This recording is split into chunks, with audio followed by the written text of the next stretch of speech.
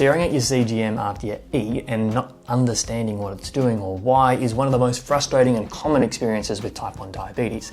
You're putting in the work, but the data's just not making sense. The problem is that online advice makes interpreting your data so overwhelming.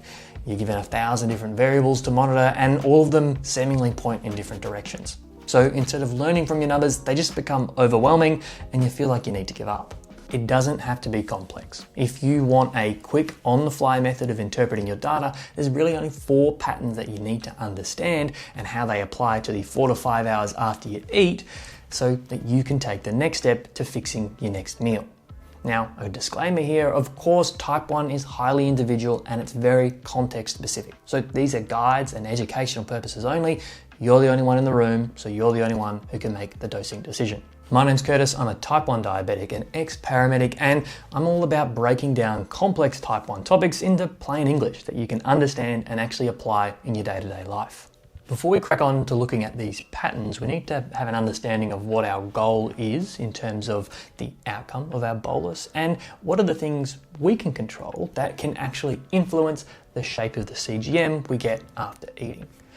So for this video, when I'm talking about bolusing, I'm referring to the insulin that you're giving specifically for covering food. In other contexts, it can also refer to any correction boluses you're giving if you're starting high. But in this video, we're just going to be assuming that bolusing is for the food component. Now, when you're bolusing, what's our goal? What's our aim here? And really, it is level blood sugars, which means you finish 4 or 5 hours after you ate reasonably within the same blood sugar level as when you started, plus or minus 1.5 millimoles is pretty standard. So what happens in between that start and finish, and if you even finish in line, can really tell us around what you need to change to get it more flat. And what are those things that you can change? There are 3 big components that determine how this bolus goes. So the first one of them is, in fact, the input. So this is a fancy way of saying your carb counting accuracy. If your carb count is off, we don't really know if the bolus that you've given, the insulin you've given, is enough to cover the food because we have no idea how accurate your food count is. So sometimes the answer is we need to be a bit more accurate. Not always. Number 2 here, we go down the list, is our dose. So your dose is determined by your factors like your insulin to carb ratio and to some extent your insulin sensitivity factor. But as I mentioned, for this video, we are focusing on the carbs and the food. So this is the next thing that you can control. You can control how much insulin you give yourself in response to the carb count you've given. And finally, the third thing on the list that you can control, if we use the right color there, the third thing on the list that you can control is the timing. Often, if we are certain that we've got the input and the dose correct, timing is the culprit, or we haven't yet calculated or factored in some of the other macronutrients which can play around with the timing of your insulin. So we're going to go through, we're going to look at the 4 patterns and relate to these 3 things that you can actually change. What do they indicate that you need to do a bit of work on, and how can we actually do that? So let's move on and have a look at our first pattern, which is the spike. So this can be pretty common for a lot of type 1 diabetics. On these little graphs that I've set up here for us, on the left side, you have blood sugar level. So this is, you can imagine, a fictitious CGM trace. And along the bottom, we have time. In each of these, we're going to assume that we eat around here. So this is when you ate, and what you did with your pre-bolusing or bolusing can really come out in our graphs that we're going to see here.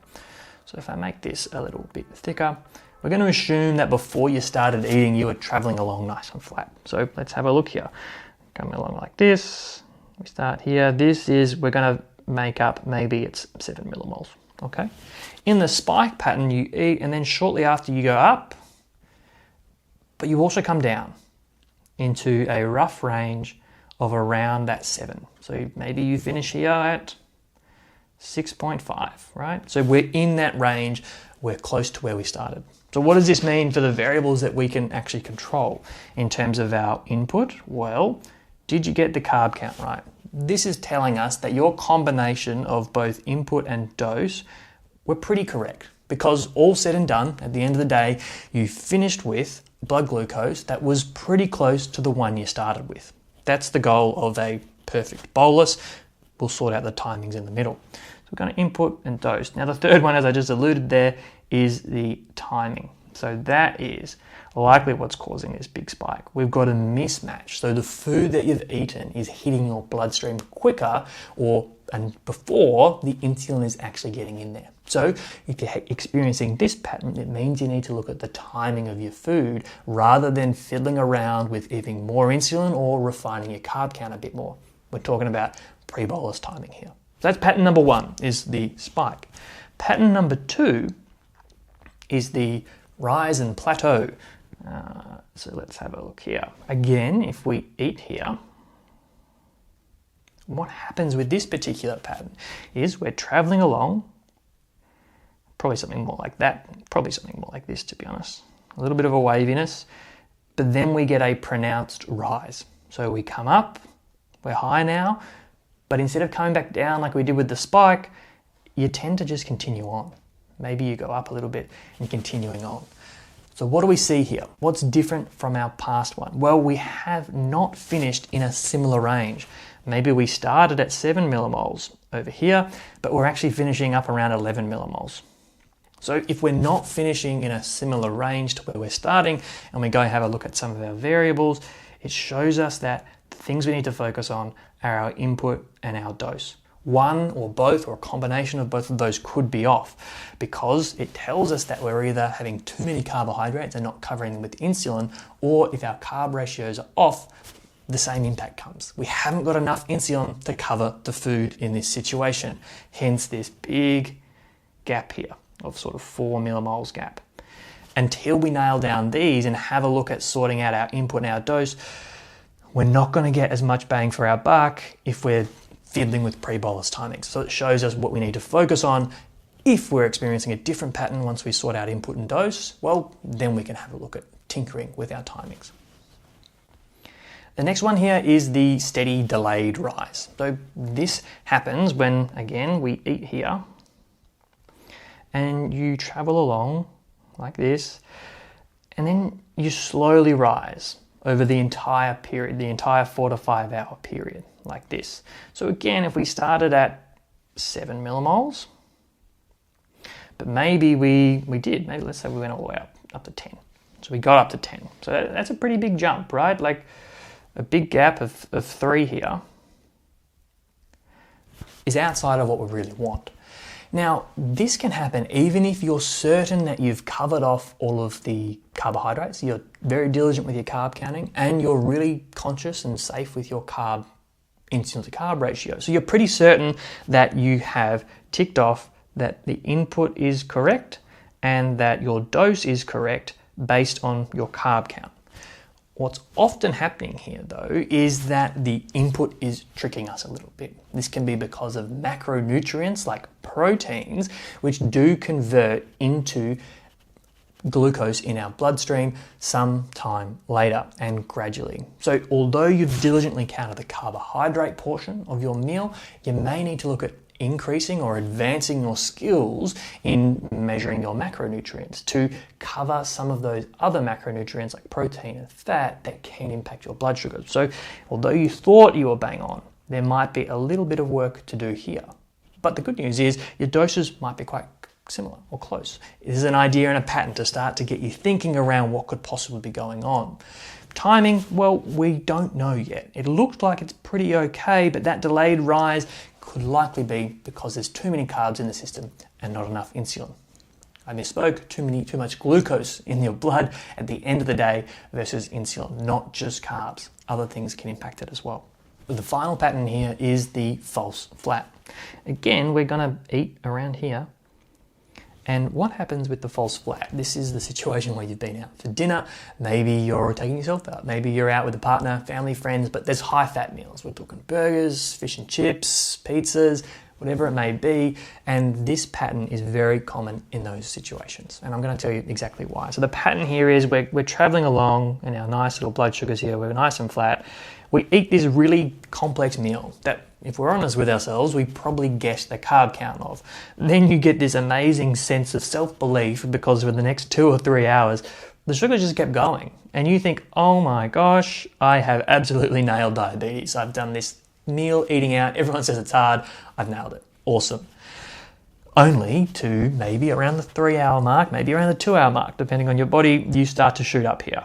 You maybe go high and then you level off. Usually you do level off. So we've now started at 7 millimoles again here, but you've ended up somewhere around 12, maybe even higher, okay? This pattern of going nice and flat and then up is very indicative of this fat that you've been eating in the meal. So what's happening in this situation? What's getting this shape for us? Well, there's a couple of things at play here. The first one is the input. Now, this is our carb count of the meal, which is admittedly a little bit shaky when you're eating out. You know, you're not going to know the exact carbohydrate count in the meal you're eating, but you're going to take your best guess. Having the wrong carbohydrate count doesn't entirely account for this shape here. It's part of the puzzle, it's not the whole piece. Then we come down to dose. Okay, so we start to ask ourselves, well, did I give enough insulin here? This is where we can get a little bit tricked up, because you may have accounted for the carbohydrates in the meal perfectly, but that can actually make you more resistant to insulin in the short to medium term. That's because fat introduces a lot of free fatty acids into your blood, and all of this means that even if you have the same meal with the same carbohydrates, but one has a whole load of fat, you're going to need more insulin to do the same job. So your insulin to carb ratios here might actually not be working. Now, this is one of the hardest meals to eat, which is why we have to look at all these different variables. So we have a look at our input, we get as accurate as we can, we have a look at our dose, and we realize we may actually need more insulin for a meal that is high in fat. And finally, fat also does something to our timing, which is where we start to talk about pre-boluses. So fat causes delayed gastric emptying, and it gives us that nice flat period for sort of 2 to 3 hours. And what that means is the food, it takes more or longer to be broken down into glucose and put into our bloodstream. So we get this little mismatch of the insulin is in our blood too quick this time and the carbs aren't there yet. By the time the insulin has done most of its work 2 to 3 hours later, that's when the carbs are coming into the bloodstream, so you get that big spike. So those are the 4 on-the-fly blood sugar patterns that you can start to look out for. As we've been talking, I'm sure you can see there's not a quick, direct fix for some of these, and that is the reality of type 1 diabetes. A lot of social media and online tools say, hey, just tweak this, just do this formula, this ratio, whatever it is. The reality is you need to understand what these shapes are and how you can control them, what you can and can't control, and to start building your knowledge and your understanding bit by bit.